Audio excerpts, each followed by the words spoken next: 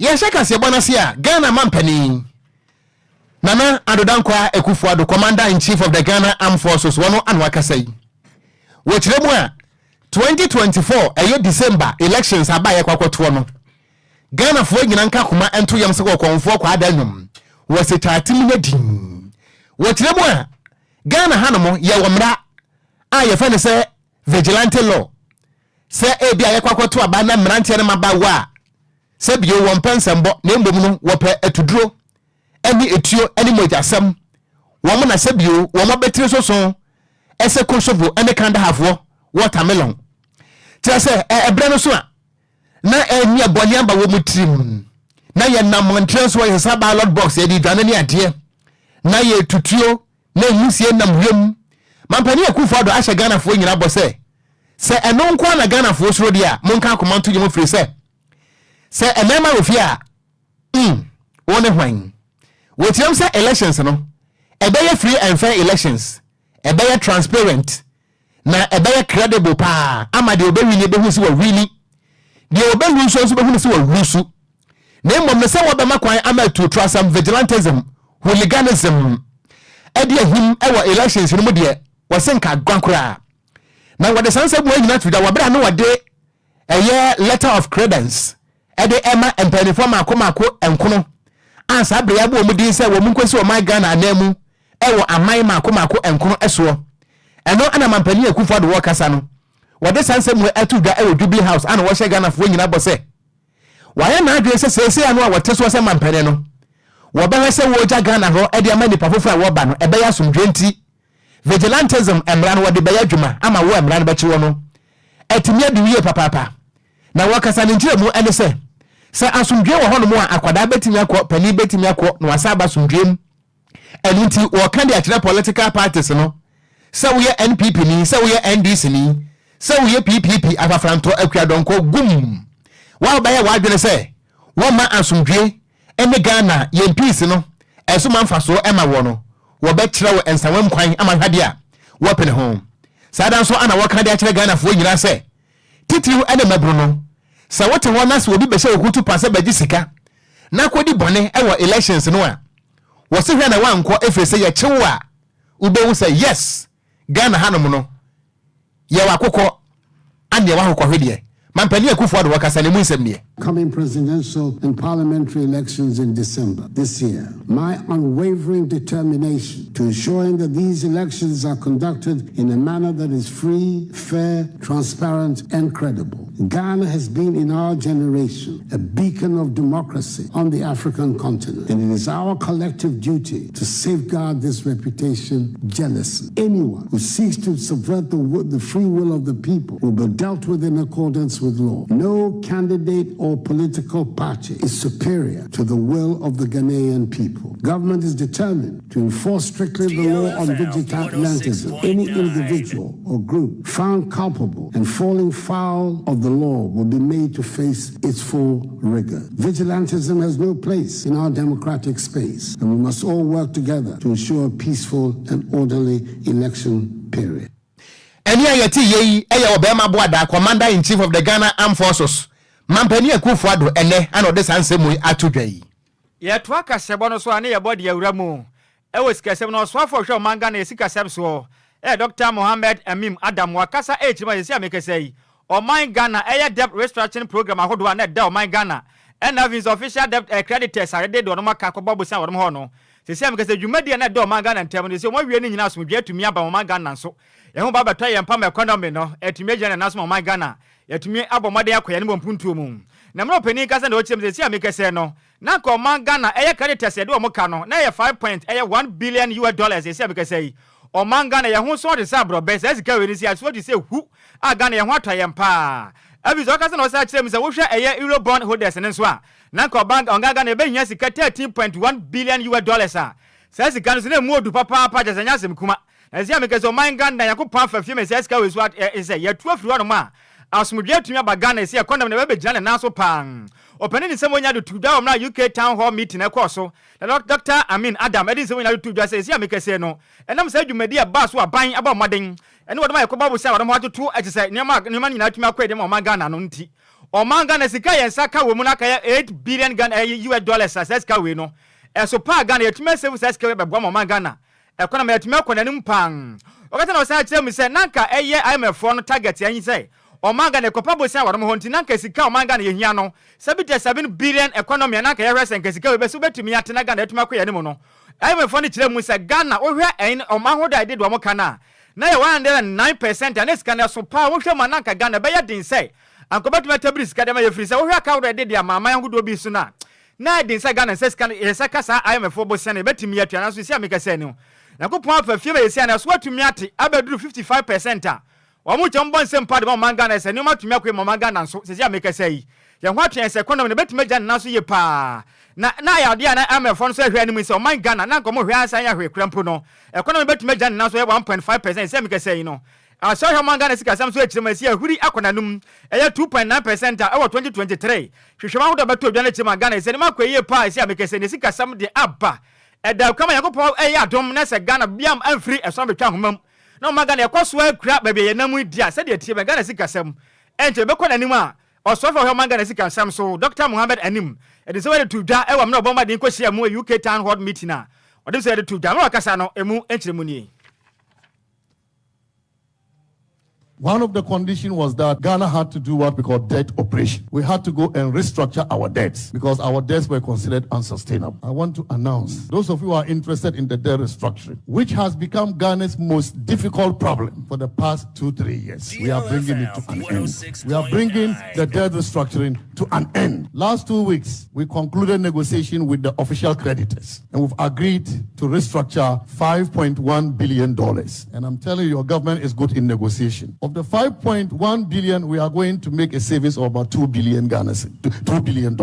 As I speak to you, tomorrow morning, there will be an announcement that we have also concluded our negotiation with the Eurobond holders, $13.1 billion. And ladies and gentlemen, when we announce it, please read the details. We have negotiated a good deal for Ghana that will save us $8 billion. Eni awuti ye eyoswafo a Oda oman Ghana sika sam ano ne din Dr. Mohammed Amin Adam ne na wote ye no yento anwumre no sia kase bo no eso say wodo message ene o comment no ebra yan e wo Facebook na se a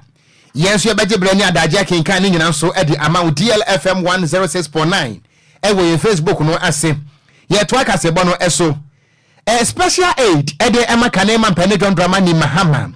e ye Madam Joyce Bawa Moktari wakasa akirem se nyankopon ya dom na se bibia emfire soro amete bayira humam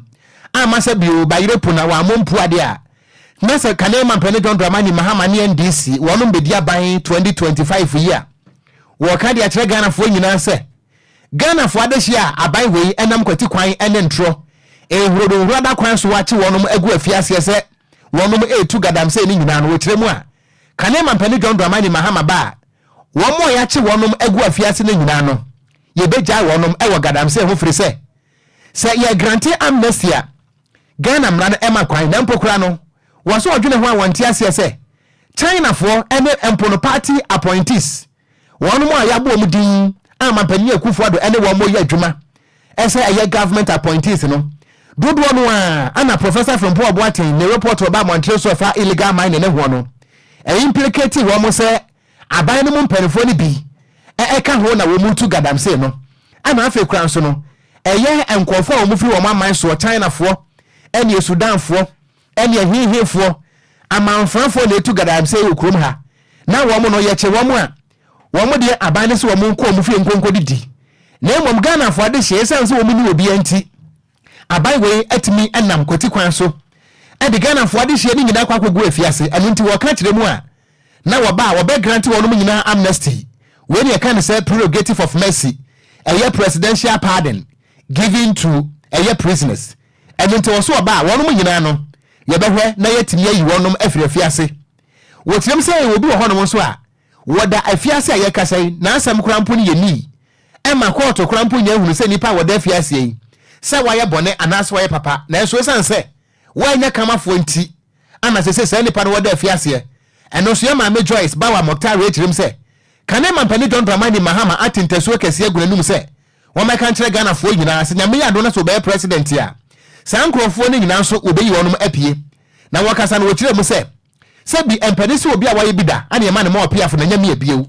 na ebra eye yewra Kanema mpene John Dramani Mahama okoka saye ewo University of Mines and Energy okoka saye ewo takwa no wode tuga etirem se ye wokwan ene nimdia hodo pia ye betima faso na ye de ako etia gadam sei eno to waka sese nyame yi adom na so ba ene America sikai $500 million ana we be yusu na wode deploy eye technology na wode eye research na wo ha hodo enti agadam sei ne ntimi nto ase ne watu ase eno nti wobra ye Mame Joyce ba wa Motari ekasa no wono so asisu bie wobra no nsam trofo di nkomo kirem se Kanema mpani John Dramani Mahama ye krado pa ase wo ba wo behwe na afi no waye eye stakeholders engagement na afi so no eye town hall meetings wone Ghana fo ade hia wonu mu eka bie wom ene wonu mu eba abemu mu a wote ase wonu mu nyina be hia e wo Ghana fa na ba bia se na be ya gadam se no akwan hodo mbetima afa so etu afiri ho na enkofo a ha bia nso emere Ghana fo titiriw wo so tire mu asese no ene se de Ghana nsuwa ene Enquires breto kokoo no gadam se timi ase no ye Mame Joyce ba wa Motari etirim se Kanema mpani John Dramani Mahama sha ne ho bono ahye Ghana fo nyina so bose so onya tu menu a obehwe ama wa ha hodo agadam se no ede ba ne nyina no wasia no na emom ekwampa Ghana fo ade hye befa so a wo mo ebetu efoma gudia no eno ana ode be adwuma wei ene nsamo a ye Mame Joyce ba wa Motari wagina Kanema mpani John Dramani Mahama nemu a wade sansem wei atu edwa ya to akasebo no so ani ye body awuramu ewa Conventions People's Party etwade aka ne se CPP amanyuko no peni oda omukita hudia no eyo peni ane dende Sylvester Sapon eye saprono wakasa echiremu a wanhwe ne ya na mfimpim ye ne do nan abato ade ya ne mu be ye den pass CPP amanyuko no ebetumi apon kani no ebetumi ada wono no yankopɔ ye adoma ne openi ma boss mende atoso nson Ghana fo ko sina akoto aba ebetumi anya obi na gina CPP amanyuko ansa ne Ghana fo nto aba ma no ochiremu ya den pa ne mu ya pass CPP amanyuko no 2024 abato yi onim ntimi nya obi mane na amanyuko na mo nto aba mfa ma no ochiremu a mansotwi bia akwaso party na ka chene mu a yaba papa kirem sei sma woda kodamu na sa kopie mu okoto ene ya twi party abo so na na mo nam ha cha na mo nam te mu ya den pa yesi abekese no enya de asipi amanyoko na tumi apop ni pa obetumi tu frank ade amanyoko di wanhwe ni na 2024 de o Ghana ya kwato aba ma ko he ballot box no so na sa paper no so no ma hwe na asipi amanyoko de dash obi na obetumi abeginam ni ato abade ama no na amanyoko mu mpanifo aka na mu kirem sei sesi ya kasai akabosumi kuma bi na Ghana fo ekosi na makwato abada nso yesi amekose no kese be ya den pa efiri sa wo hwenta wanta wa ekoso amanyoko na kache na aba ebe ya den pa se CPP betime ayi obi akoda amanyoko ntie mo ya pan no peni ne din de eya sapon aka na osem je si amekase no na nka CPP amanyoko na nya kwanya kase pa efiri si amekase no MPP amanyoko no matia to say twim okasa kirem se si amekase no alan eya chairman si amekase papa yi watumi afra MPP amanyoko no ohun alanchamati amoden atwene wo de afiri MPP amanyoko no nanka kwanya kase papa ede ma CPP amanyoko nza nkobetumi afasa opportunity anaso mafasa kwanya no nanka mawa made no maka MPP amanyoko na to form say team osono no nanko mahuri atena osono to papa no sum apam na kwadan wuram nanka CPP amanyoko na tumi adi nkuna 2024 abatom na sisi amekase no mu kiremu a emu aya pass anta wanta wa akwaso party na aka che ne nte no ebe ya den pa ne kase na o kiremu se okaya efempem don kwa na adio crown eye enkron 1979 o kiremu a eye MPP amanyoko ne tehwe ye mra enta wanta wa esi ya eye MPP amanyoko ne temte bo maden ema CPP amanyoko bo maden sa fasa efasa kwanya no so mbodi nkwenem ewa 1979 ebe papa na nka esi anka fi mu so de aba anka we chance ka sie pa de ma CPP amanyoko ne se nanka se de atie bia no se de anka na MPP amanyoko no alan eye Kwadwo Chamanten aba maden atwe ne ho de afiri eye MPP amanyoko no mu nanka eka kase ne zokro kase pa ama bada hono man ka CPP amanyoko no betuma di kunum na sisi amekase ne mo ya dende ama wonom o kirem a sebe ya ebe sebe ya pa na ka CPP amanyoko no betumi apo obi betumi abegina ne ato no so aba ne mo ya dende sente no Ghana form to sere mo da se de aduro yi de aba mo mpan fato machi se de tene 1 2024 abato no na nya de CPP betumi apo obi akogem ne ato aba e de ama wono weni nsema hodo a efri CPP amanyoko na ka che ba de ya ka se bo ye bo akiri e de ama mo Okogyeabour 1 ni na kwanya we de bo made ne kogina mo e ne ato aba mfa ma ho where party be CPP akukui akukwa na tonta krefu sa oso mo 1979 no MPP amanyoko no entokwa simu sa manka epani bi twene hu fi amanyoko no munya akwanya edi nkonim 1979 ka we biasi omu kiremu alan Kwadwo Chamanten atwene hu afirim CPP no enti tokro kase abada hodo manka afi we de se de tibia nka ye o mafe entokwa wo mu kun ebi ne So say nyanta kwa na nka o mefa 90 CPP no nkasa no omo national executives there eno ni asem no some say ne nsem na kopie court a aye kwana bra nti mo aye den ama wo no boy tena hoy nti be ye den pa kwa me nkroma CPP ne ni o political party ba kwa wo munye serious pa no oh sana hu no oh aden me anto akase ebo no so de Enquire ni mu aye na ense na ekwa yi enye pa ase ko mo ne mre ye to akase ebo no so akwa ni leader and founder Edema Alliance for Revolutionary Change Alan Kwadwo Trematen wono na ewiase afafranto nyina damfo eno no ana wakasa yi wo kire mu a efiti bra Ghana eje ne ho edi fra kwasi kwakwo nsam a yesi e independent enya sam kotwa NPP ba na NDC aba NDC ba na MPP aba ba bia Ghana gina de gina ana yasode anopai si afa boyiwa eni Molovia chensen ene yede enam enkofo amanso anie ana yesresre bagikodi saa wasisi wate hodi na so otwa nani ehwe Ghana na se nani etise subura ahon ko besu ama Ghana pa afire se 67 years nie ayeje ye ho fra kwasi kokon nsem no Ghana ade ahodo a anase ne ma hodo a nepa a wotwadi ampo nyankopon kwa amede ama Ghana yi sete de now yeda so asresre na kire se ye ni kire se mpanifo asebio wo modwene na mpo no eba amamuomu a wonom ewo nimdie ewo mu enu nti wotirem se wo de MPP NDC no ejina scale so a wo hwe wo mutirem a emu hwe ni wo mutirem ye awurade wose hwe ni wo mutirem eba amamuomu a enu nti wokan de atira Ghana fo se ebra so se wonom besesa wonom nsa na wonom ato NPP NDC na twene baabi na wo mato aba no ede ama fafranto firi se etufa ye ne akro no wo de sanse mo nyina to ga enra wabra na a year official lunch a year great transformational plan e wo moving pick hotel and all this answer mo etuga ana wo chirem say Ghana high way ye wo gold ye wo timber ye wo bauxite ye wo trese ayi enkontomre ye wo menken ye wo nkan for wa ananse ye wo ntontom ye wo pemre trese ye wo niam ahodo adu nyina bi cross awon kankom nanso still MPP ni NDC dia ko IMF mako edunson wose enu an say anamen nti ebra so say ye yisa ma nyoko mienu si nche firi say eba amamuo mu a wo ma bon pa Alan Kwadwo Trematen an opportunity in the general elections in December this year to cross that bridge and move Ghana into a new era of peace and prosperity by electing as the first independent candidate to become the president of the Republic. I will install a new government of national unity that will mobilize the collective strengths and talents of all Ghanaians and not only a privilege irrespective of ethnic, political, or religious affiliation.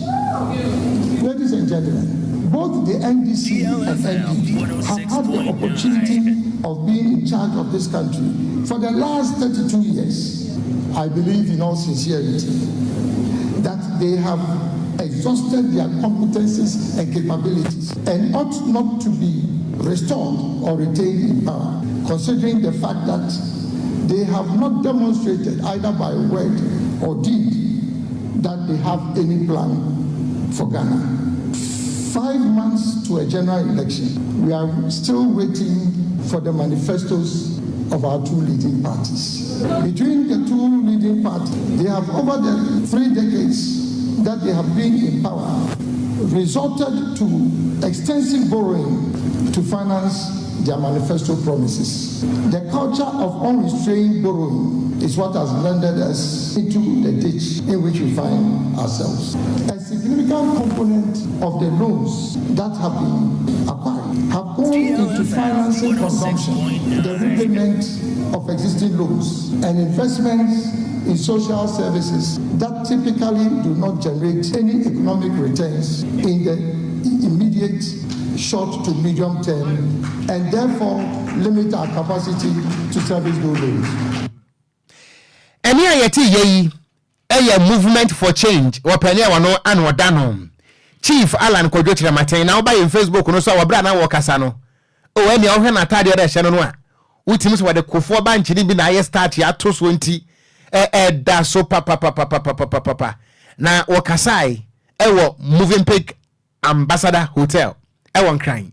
na emame ko Facebook no so opoku active Emmanuel DJ active me offer say ana wose kasebo no edemu papa ewo adwumawura electrical shop ewo lebu Pito Junction samre wanum bi wa yese Islam ana wose kasebo ni demu papa kire se enya asam kutua ana Tony Adams wano so se wotie kasebo no ewo Turkey eye Istanbul ana wose kasebo no wotie DLFM 2 years nie na said wo feel kasebo no yeda se pa senior na me wo shirawo ana Kofi Parliament was say I want to vote for Cheddar. I am watching you live from Aguna Bobikuma. Yeda se sound so high in free home. Anna Aye Judith Eliblu was say Alan was once an NPP member before. Sa say Aye Samorosunum was say Mashem Pabua Fufro ama menanti asesa. Ti kaneno ye NDC ni. Kaneno ye NPP ni. Say no so ye afafrantoni. Ana sisi afafrantono so gadam say no two flowers ni nyina sintim afafrantono nya ba bi nsi o sese esa mo wona muyem no wona muyem afafranto wonsi ehin won kosi gadam say na say akwaya na azaziri na hin afafranto wonsi sese flower bi ni ho kanena nke champon so waka semo kanena champon so me hu bia chewo when was the last time who said champon so pen those days nka bedu Christmas say na bia so kama DJ active ono kura wo free asankregwa akura na se no asanko hon ofri asanko nkura na se bi busa no se wono kura no wahunu wahunu champon asopen je aduane me hu bia chepa ma se ni nyina enti na ma afafranto no afonfon sa no emo ya o emo ya se koba ni se nsu dia hu se nanse kura afafranto no ntan hu omo okuru ana ko hunu hen ba bi obesi ni nti enti we no de yewra alande ye ne logo no obre pa em so okonya bi wo okonya bi otogo Ghana ha de afafranto ri ha Ghana ha de ni nyina asa chia kai ko ba kum hono mu nyina ura de nyame ya o se ye wo kura se ne ye wo kokoti fita ati ase ani ye wo aso odua kogududu obo winim kwakududu minim emo ya omo edidi foma no machoto prokitua bi ho no maka anwa kata wo no dabi eno ye futukuko nini na kwakududu ne ede winim kwakududu ene aji wuchirem kwakududu winim kwakududu busa DJ active so no nim kwakududu aboy ya ne ntaba no eye mienu sei na ya na okosi ade so ade de praye aka body su ne de akwachi na taba winim kwakududu okay I feel the mahum your friend kwaku bitu ato etimichi wono me dia ebia me fa ne se bia praye de show no moto dabi wono mo bo mo ntaba mu dabi eno ya somrodwe de o kan ya somrodwe he anya somrodwe ye wa somrodwe wo ho ene wa sa emwa nketenkete no so mo ntaba ne so musi ade so a me kai se me bi yetumi de yes na body show yes ye from kwaku dudu eno na me o ko DJ active mukromu a e wa sankregwa how don friend kwaku bitu ato no wonu mu nyina se atuma denka o ma Ghana nya ni kai se futukuko ni hobiem na won show magad ayi excavator mekuno no wadwane kra bi ko bono ho adwa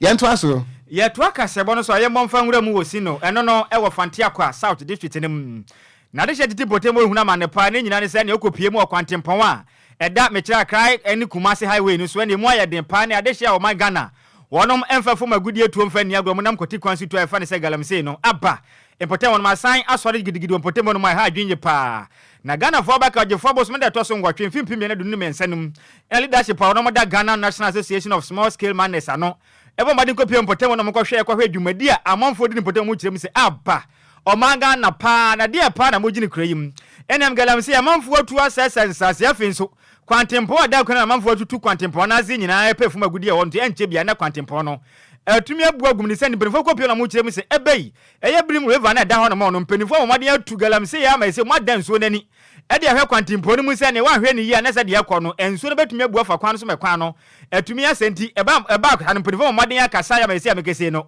Ashe wa madin jasa asabi nsem ni di man se omu jasa galamsey ni tu empotem honom na esi ameka sai nsem trefo de babon de ekire mu aba afi ba kumpo entemu ni mpenifo asaba madin asase galamsey ni de afi mpo de omutu abribra mutu ne kese mpo kya kan de mutu ya na mu kire mu adese am kese no se de akwano mpo de afimpo nya kwantempo na mutu galamse na mmomu no Electricity Company of Ghana wo transmission lines na se na nkwade hye didi ase a wonu mo atu am ese am ko light post ahodo na sinsenwiem enya ba bi nsi afiri se ba bi esi ne mpa enkofo tutu ase aba made atutu akofoma pagya light post ne nyina hwehwie mu adese am kese no aba ahomte sempa na General Secretary Edi Ghana National Association of Small Scale Miners na Godwin Ama wakasa kire mu se emu ayapa afiri se wo hwa na montu adehye bi etu fa kwati kwan etu fam agudie na omo sai Ghana nsase na afimpo latpo ahodo na nasin twetwetwe mu de o kire mu emu ya o kire ma de say unfortunate ya sai Ghana adehye ebetumi afam na dash o mse tu sa na mabo ni sentence ya mekase o kire mu o de nkata ahodo akwa Minerals Commission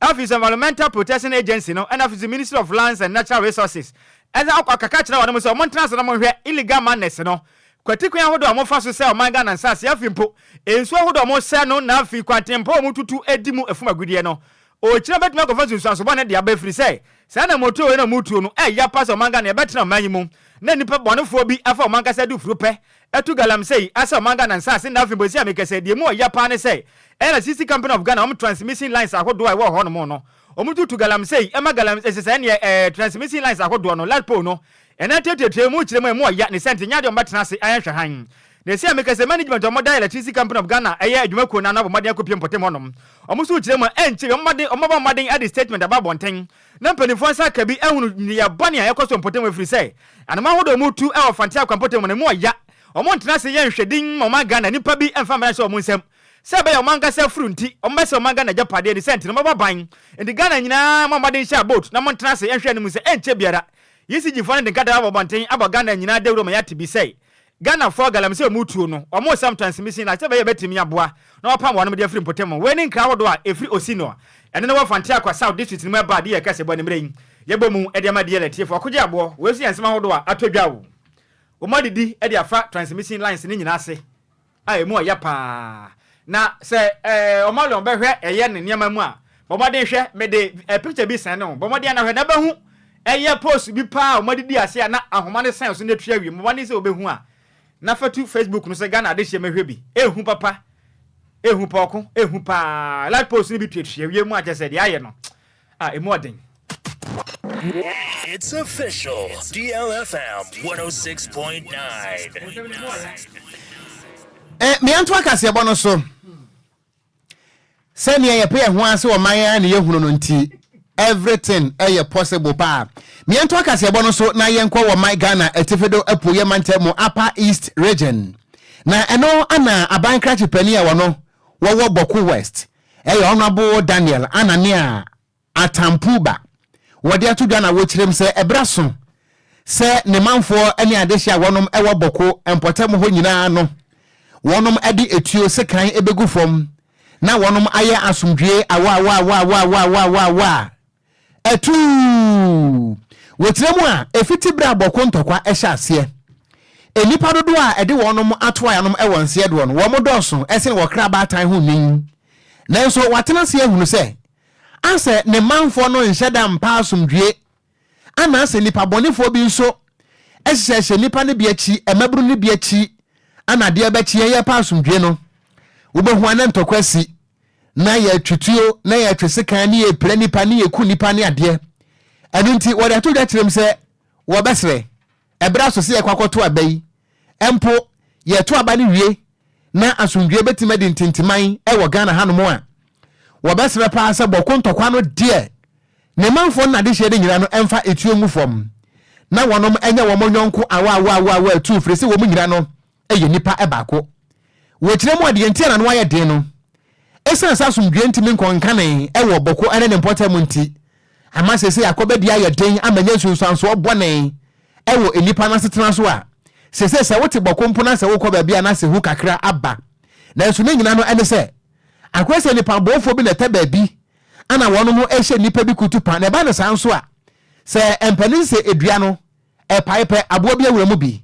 na amache se tuetedom terrorist a wono mo so ewo empotem ho titiri ene amahodo no so no na wo mo ede wo mo ho agim ba na sa no a wo man Ghana sumdue ana ye bo no donkomi ama manfrafo no wo kiremu a ebra so pa se wo mo eka bi ewom wo nyina be ya adwenkro no magye atum se asomdwe no a eni boko no enya de se akono eno nti wo besre pa se obi amfana no ntum bi firi se asomdwe e wo Ghana fana ba bia na se ebi eni boko a se de obroni ka no wo se eye a threat to some people in a group of so a threat edema wo mind nyina nti wo sre se wo bia nso mfana no entum no de sansem wo nyina to ja wabra na nanu eye capacity building workshop bi ekoso a na Upper East Regional Peace Council no one mo organize edema political vigilantism na eto betimi atwa na one mo eye nkyerɛkyerɛ se ye to aba se bio etrotrasem hooliganism enya de se betimi aboa anafe so no constitutional right se bi obi na se won tiase a eye mra na se se man ye adwuma na mum enya se kan ne etuo eno so wadi to da kyerɛ mu se wo ye temamuni a won so wo waso die responsibilities ewo empotam ahodo a wotie ni nyina na dwumadie na wonom edi ye no wo moto sa ade frɛ eye political parties opinion leaders emaburu ko ahodo ana afen so no ekuo nkumankuma ni akese a wonom ewo boko ne empotam nyina so obi amfa no disem emra na asomdwe so entimemra na anipa mpempem ana wonom efri eye wednaba eye sapeliga ana afen so no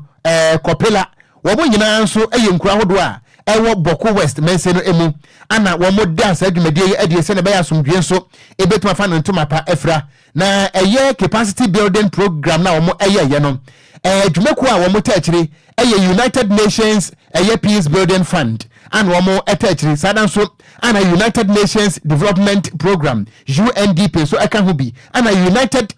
Nations Population Fund UNFPA wonom so eka ho bi ana boku western so no garu ani bungo wonom ehwehye ema saa asomdwe dwumadie nyina so etimi ekoso na dwumadie no ase no wo mo kirem se na be ya asomdwe betimi aba no ntino wo bia mfa se bio nim die emra na asomdwe betimi aba na eno ana Madam Janet Dedei Sane Ekuma wono ana oye director ema capacity development and outreach edema National Peace Council wodi animunyam kopie mu ewo dwumadie na se na wakasa na wo kirem se Ghana ha na mu nka asomdwe wa ha na emom enipa bofo bi asebio wadane abu ohuriye emoja mpane trimu da wonom ana kyerese enye wo madwene se wo moboa ama asomdwe etima fa no ntoma pefra ewo boko ene ne mpotem a wei ene ensem a eye asomdwe hu nkomo a eye boko west MCE wagina so de afutuo ama ne manfo yenyina weso na yena ye homa sese a na apakan GH atema senti na wode agoprama so nsamna to amoso na messages ni bi ewa ha na divine sosa and we say nice na news we emuda hopa na woni bi o say the news is sweet like anomanam mo we say kasebonu mo da sanomanam ana piaga we di fratuma safu we say mahama and the NDC will lose this election. Okay, yeah, that's it. Hey, kukurumutie nsu ye ba ko pe. Ewurade. Na Joseph Ofori, and we say good evening. We take Kasebono live, Eddie Free, OT region. Eye akpafu. Ho no di free ba. Yeah, that's it. Apakan ba, ye dan ho aba na fe. Ye the sports no atwam so. DL News.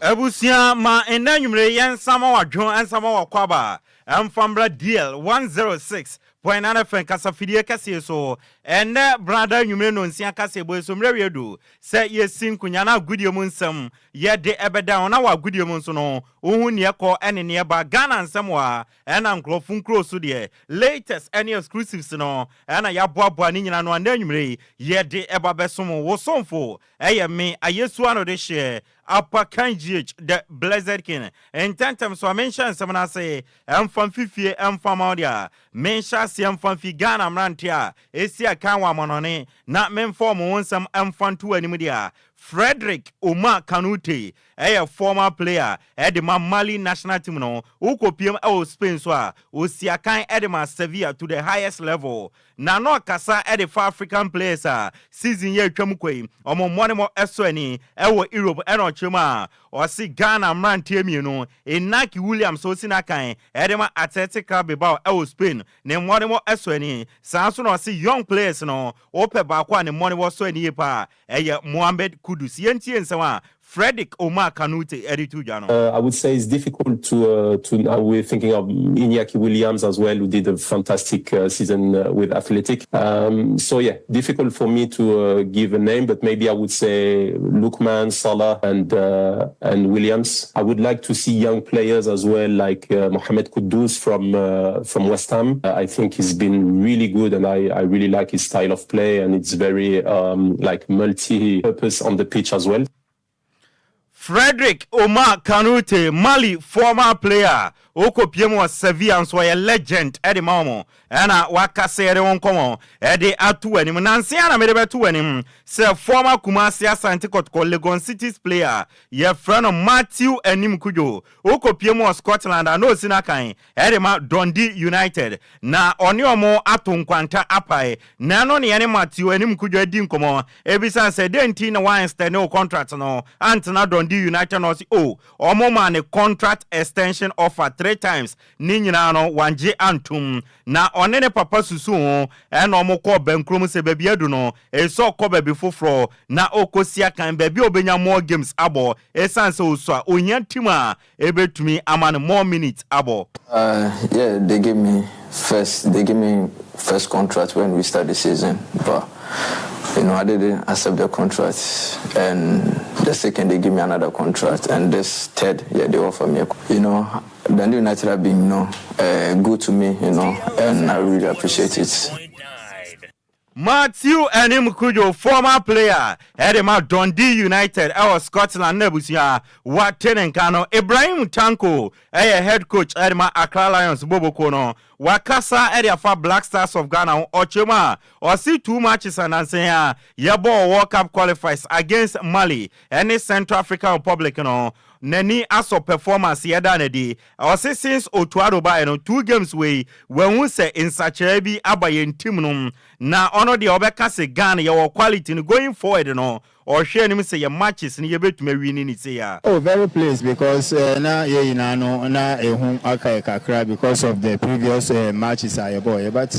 no to buy at least these 2 qualifier matches here home is home, and honestly speaking players in the will be Ibrahim Tanko Ebusia Waten Kano Nanansiana Ghana Premier League no Ebusia Yade Eba na wie ena medeba 2 enim send ye babe bought Democracy Cup on the July 5th 2024 ewo Accra Sports Stadium ne yeka Democracy Cup Parliament of Ghana say in the sense almost started a practicing democracy our parliament 30 years in inti ehon cap and on babebo na honorable Kwabena Mensah Woyomi a member of parliament at the Masao Tongu constituency so and our parliament parliamentary select committee on youth and sports no okamobi or say sa democracy cap yakwakoboy a very very historic and which so no a bridge the gap between a legislature no and the citizenship no na abua emane na asumdwe akoso at Ghana. Historic and it's something that has come to bridge the gap registered between, of course, the legislature and the citizenry. Honorable Kwabena Mensah Woyomi Enabusia Waten Kano na wasansa nsemunumano Honorable Zinato Ajiman Lawrence MP Edema Krote Kole constituency ono so chema democracy cup way important thing yepa ebeboa ma create gap between the public and the parliament and after so omo use sports as a unifier factor normally edisa adwuma way. I mean it's an important thing because it's a way of creating a bridge between the public and parliament by using sports as a unifying factor. We all know how powerful sports is as a unifying factor, and this is something that's supposed to celebrate the 30 years of uninterrupted parliamentary democracy. Honorable Zinato Ajiman Lawrence MP Edema Crote Kole constituency ena waten in Castle no so din komo edi afa democracy cup no a yedi amao na Ghana Premier League 2023-2024 season nansia ena ba na wie na veteran sports journalist ye friend Osei Owusu Bempa o say next season no on the ohuni say bibia ensesa e wo Ghana Premier League no sa enyama ekoso this season no eno ana bekoso esanse mpenefo a league ni ya omode no omo eye mfumso bia e wo league no matches a ye pre-arrange e baso no mpenefo hu bone won into on the ohun say next season bibia ensesa wo league no. Those expectations have not been met. In fact, the more you commit your heart and everything to some of these expectations, the more you get heartbreaks, if any. And so I don't even want to think of what is going to happen this year. Those who think that the league is very competitive, the league has credibility and blah, blah, blah, should go ahead and do so. My interest in the league has virtually gone away completely. Osei Owusu Bempa, veteran sports journalist, and watin in Kana Wamananswa, or Twaso Eri Tuja Elchema, or Sion start to follow Ghana football and yende from 2004 Bano, or see a ball league in Nakabe 5 games in the area, or 6 games in Nano, almost them no more shishe. No mabe bono or park and so Eddie a chain. Or si sadi ene kosuno, Nina can be ni en clubs no Eco Africa, or Momode Mono Esweni Esanse, Yenya deserving winner, Emma Ninji League, you know. From 2000 up to 2004, I had followed the league and I realized that the last 5 games are almost always predictable. You see alliances, friendships, and so the Ghanaian league will be very compromised. If you are not careful, it will lead to a downward trend in the fortunes of our game. Mr. Osei Owusu Bempa, veteran sports journalist, and our training kano. Nanansiana Bobokwa, your friend Real Tamale United, PM Awodewu. Any dream says Eddie game be any Enquiries not dream says Achi RTU abo my couple polling watching and moment to me at Mubako. Now what dear RTU ANSA or more players or my register or man for man bebossa game no coffee be Eddie Fia Bonting impersonation and of course now Frank Nelson Wonkoro a former board member Eddie my hat of folk Boboko no chuma or Sadi and of course on where the football chiache now so who be that or si sadi ene course no ono kra de ohun se bi esi e football muda na ya de serious betumi aha Ghana football into on the RTU equal relegation there now so asotwe bi ese fata no GFA emfama omo. What you said about RTU, I think that for me is unbelievable. It's something I've never seen in football. I've not seen people who decided to register or come to a venue with players who are not registered players.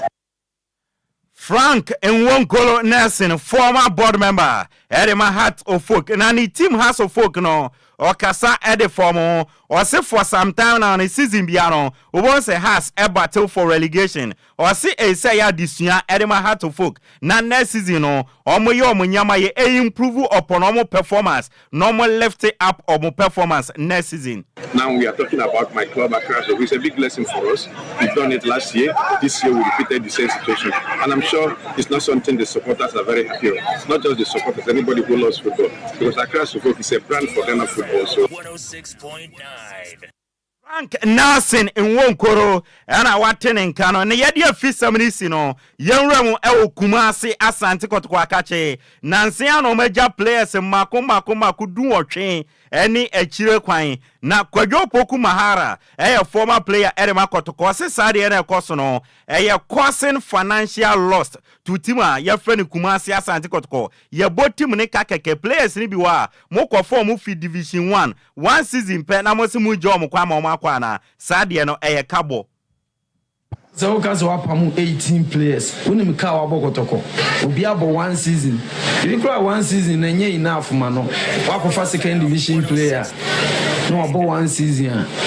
A new league no bon. We be ultimate pick. Meme wakola me kofa ani free corner schools. Koba this season about 10 games. Kwadwo Opoku Mahara, former player, Edema Kumasi Asante Kotoko na busia watenenka enso ewo na yamoni tew ewa manone emfama odia Euros 2024 no eguso a ekoso wo man ye fe ni Germany mu na third group games no ena eguso a ekoso group D no 2 games ni nyina aba na wie France ehye baako na Poland enso ehye baako Netherlands atenase ema Austria akwachi oma bom eka polepole miensa omo atimu mienu enso ewo enti uremo ewo group D na meno kase omo 3 games ni nyina aba na wie sei no mo table no ekoye Austria ehuri kan omo nya 6 point France etos mienu omo nya 5 point enti automatically no Austria and France are qualified to round of 16 and Netherlands etos miensa omo nya 4 point ombetumi qualify as one of the third best placed teams and one some no Poland etwa to a omo so enya 1 point ewo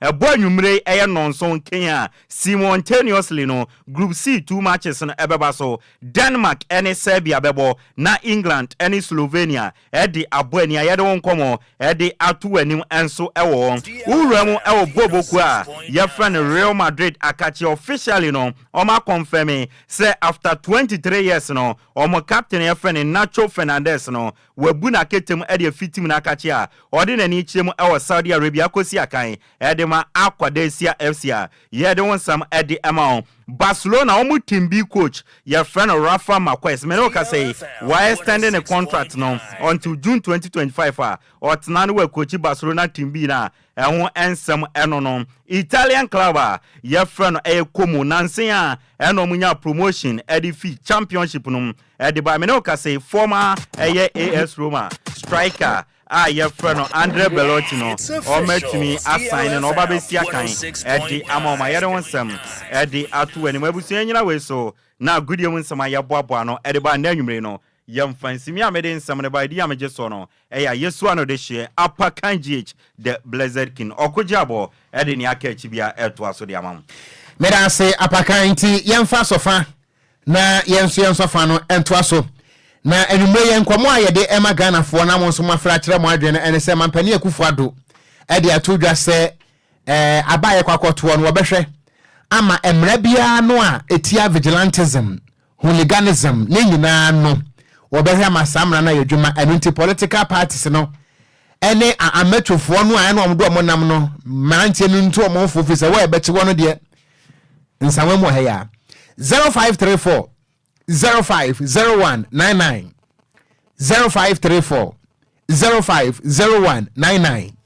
and 0593 406565 Mampaniaka ususu se elections ya ye bekoyi ye nhunu metwofo e wo hono mo ana. Good evening. Hello, good evening. Within this offer me friend. Me profit ma. Within the same. You're from Benji. Wadaroma yentio 27 me gidi se ni omampeni aka no obeye na sanso na omampeni dada wo se odi moto okada me pacho yenka no ho asam wadaroma mpacho yen stick to the topic why. Hello medase mpacho mo mayen divert topic no dia atudwane se mampane se wo behwe ama eye anti vigilantism law no ayedwuma December election se de beya ye hunu metwofo atutrafo say ye NPP say ye NDC say ye hwan eno ho asem ne yeka msremo ada. Good evening senior me pacho din this offer me friend me pacho Francis come to 25 hey akura bibia say ye de shey bana wonim se me fufuo na mtape na aduane me di mani anje nti ama me nsheda mfele happy papa adai fufuo ni kako beef 10 cedi ne gunchen interno o ka amna se no ntiro o baduane vigilantism ana o man we mu na nkasa no se ye mpanimfo na nkasa no omo si ade a omo nyo obeka de ebeduru ono odi obehu amatwofo obegina police stations na bisa so mbe free anya ye mpanimfo ya na de omo ba omo na de omo ba o kan we no e de ato ma wa ye wadwensa emma nanso baba abato be na matwonim senior oni nya menya juma medase yatia tama community 25 for good evening me ba to dey this of me friend I saw me as you come kase so boda ka Mamentio, yao. And but send a banana cano, or send a mania sa. So am I yes a pepper news so that I am that's the cookie to Casabi. Men so medase what can it my men faha. Good evening. Good evening, Okogyeabour Ocran. Me pacho Dixon Bada Kunye. Wafam pato ayonia. Mo mamentiewa. Wafam medase. Minia bi abeka na asam kunisia wa ya de pa. Won say wafasa ma tomato fu ni sango fu. Ne kwa gudije me dia mbeto ma ba obi ani machiu. No abaka senso na tona obi wo wafa okoto wa obi ani wachiu. Nabi. Yam pe ni fu fu ya wo de mamenka yu. Na nsenya ba omia ni alanka ase ni ken. Tie mu ni fi. Won pe gudi di wu atia. Wo ta ta alanka ase a ne watu ni hu. Nti se o se na do so biti ma boa ha sa ade a. No kware de ya kan wo nyame anim na opansa abaka. Nti ata amansenya ni ma urade atie bi. Inti ya bon paise waka nsanso mfasa anya adwuma. Bye bye. Mera say good evening. Good evening. Me pacho did this offer me friend. Ofan bacho dada wuli kaze fresh ama. Mamentio dada wuli. Waka so de beye adwuma. Na emrantie no ebima so otin. Woka kura obeye won adwin se ye chi omo na ye du omo gina akonu kura na onkrofo obi gina won achi. Enti obeyi woti. Na misre se de waka no wachi omo a mo nhwe omo mta o machi mpamma mrakwan so. Meda say good evening. Evening Okogyeabour. Yes sir. Yes, from me survivor me kata frishai. Mamentio we my last caller. Okogyeabour. Openi akufo waka ba okan trara sa nya do betimi anya fi. Wadi president e fi do seni. Le vigilantism na want me anya fi fa ho afi no ofrin konya so obetu ase o dada want me anya fi iki DLFM for nyina me pacho obi anso ebeje wo so ebusa yentimi mfa afrafo no ebiem na yebesere mu ada moma yesima ba akopɛ na afi yie nkaibɔ yemfa enso so sesi a na afi yentu apo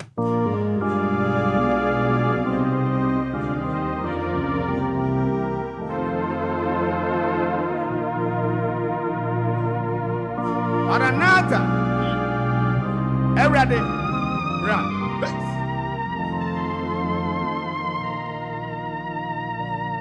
So be everybody. Yes, Christo. DLFM 106.9. So be everybody. Yes, Christo.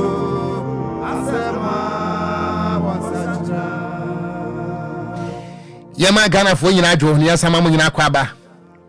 ye besre se ebredri mo mfama so enfam yan sima baako mienu miensa ekopem enan na eyie enkai bo baako a abeka ensa nwumre no ye besra da yemfa ensom yetiefo eyi paso hene Right Honorable Aban Kingsford Somana Bagben eye Speaker of Parliament ewo Ghana ye mrahye bedwafie na Danyilibu Pienwiri eye Regent ewo Changu Traditional Area na Alhaji Mohammed Nangbong eye Dagaba hene ewo Tafo ene Bususu Bis na Bernard Anta Baila Mona Mr. Richard Tizu Bachirimanwe eye busuapanin ewo Changu community Ejas abre ne ba eda from eye openin asampana atubida agori enuafo a wonom nso wonom nia efri wo mo nkyɛn amasese woto ani a wonya de onni bedi nkomo na de onni bedi agro nso aye den wonom nso edini baba asampana Equia agori asampana Clement Ayambire asampana Eric Anaba asampana ene Priscilla Ladi asampana na okunani be ma sabre woti nisuo na sabre ya awo abai wotu nani a wonhu ne hokani wonhu ne yere Mr. Anthony Suri ene abusuan kai nyina ede areho so ne adwadwo ese edom empempem ene ajamfo ayi se wono baba wono mo faase won yire won nua ba ene won bibia Mrs. Elizabeth Asampana Suri edaya wansori abusuan kiremu a oforusi obosumi etwa munida neto so edu enum 15th April ewa fi mu no ana yenua ba eye Elizabeth Asampana Suri woni wewo kodi apede ewo ayare mpaso ewo kolebu abaya asabia nenso ba mo wo krade a enkwanti menyenti wabefa yenua ba yi ekọ ensiedo a wafran to manetentemu obatan ewia gedegedegede ana woka enchinigu ye wabra na aduane esiso nenso nyankopon anye abusuana bro wode emma maako miensa mekire nkwada miensa ana edesuma ye maame the late Mrs. Elizabeth Asampana Suri emma wode ba asase so nenso enei waja enkwada no miensa nyina ho abusuan si ye nyina sa rehu se mu so na yense edom ne ajanfo se eye hu hihye ne sei ana etie efiada kita wosabosumeda etoso enum enumre no nwotwe abusuan bekosu kwachia daka mu mochire akwakoyi body no e de ababeto ashalbotwe residence abusuan kiremu a wonni esripe there will be no way keeping enu ntemu amo polish mpabo tuntum no munya yansa ade achi memene da no a eye kita wosabosumeda etoso ensia anopa no nso no abusuan be memo no so akọ eye Paris Chapel International ewo Jowolu na abusuan efiri awufo sumnase a esanse efunu enchempamunti na onkampamunti obepe ne kurabre na interment eye private eno no eye abusuan no ana wo bekire baby a obekọ akosie wo mo edihye eye the late Mrs. Elizabeth Asampana Suri abusuan kire sese wo fira musie ba Lemine danwa eye 6 July no wobetena se ewo St. Francis of Assisi Catholic Church ewo Ashalbutwe na wonde hye no wanom na chi sikasa said ya trokonkon kai se bibia ni ayemfa se da manyankopon no abusuansi yense edom nyina se kwasiada eye kita wonsa bosome no ne da toso enson wobekọ enase asori ewo Paris Chapel International ewo Jowolu abusuan de numbers yi ababesom yese yenso yemfa emamo se ne beya bibi akire mo adwen na mo pese mo frɛ age enkiremu bi a mo betimi afrɛ abusuan numbers no eni 0240 300 036 0240 300 036 and 0249 8789 06 0249 878906 ebusuan so wagina rehusem yeso ese edom enamfo ejamfo se eyemo aneto mu a anka the late Mrs. Elizabeth Asampana Asuri anka obeba dodo na mpanesi de na kirate enyo ono na epam na de ade ato ne nso enyo ono na eyiye nti abusuan se de ato wo mo na so ne mu odu na wo hia sa obeboa na watimi ayiye free won enaso yeda mo ase Yesu Kristo DLFM 106.9 enti yebetena we so na anwumre yi ensema hodo a yebobo no ade beso Ghana fo se wo man adwuma anwumre no siaka se bo no yede besi ewa ha ne yeso so a sania Yesu Kristo ka kire asuanfo ne se mekọ na munya munyanka mema huhun konkono ene ma ba betena eni tie nya Pentecost day no yeso so a opelaba DJ Hitman wadi awoso beto am so fiti sabre ekopem se nondu ebebo eyanwompa ene kasade DJ Omarion so ede ye kon Facebook no eso ema onya bi hwe enya bi tie yeda mo asemu a mo hwe yen mo a mo ntimi ahwe nyina so yeda mo ase akenkan fo so ayenam yeye mienu Edia meje so gangster katia meeting kura Okogyeabour Ocran mene Nhyiraba Kwadwo Sammy bi yada mu nyina se anwumrei ama mu nyina mo eniti a wogyen oboja awoso with